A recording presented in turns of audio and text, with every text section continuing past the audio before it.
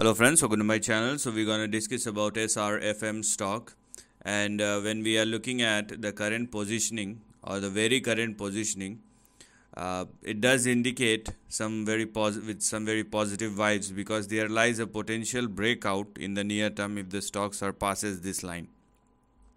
Now it is completely conditional, so please do not jump into it unless the stock makes the move. Before that, we have our support and stop loss at 0.27. So if the stock falls below 0.27, downside will or fresh downside will start again. And when I'm talking about the potential breakout, I'm talking about 0.45. So if SRFM stock move and trade and sustain above 0.45, then you're gonna see the next up move going forward. So let the stock expand beyond this range, most importantly on the upside, and the levels which will become active after 0.45 will be as follows.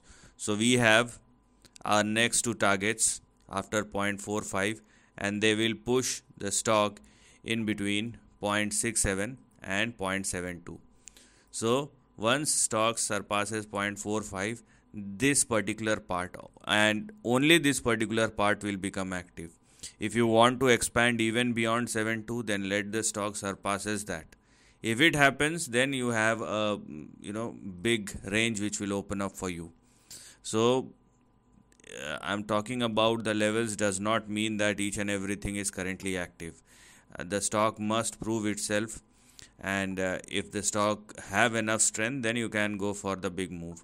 So right now only this part is active. Only after the breakout above 0.45 you can go for 0.67 or 0.72, and in case the stock even surpasses 0.72, then you can go for 1.52 or even 1.72 on the upside. I hope this is very much clear to you.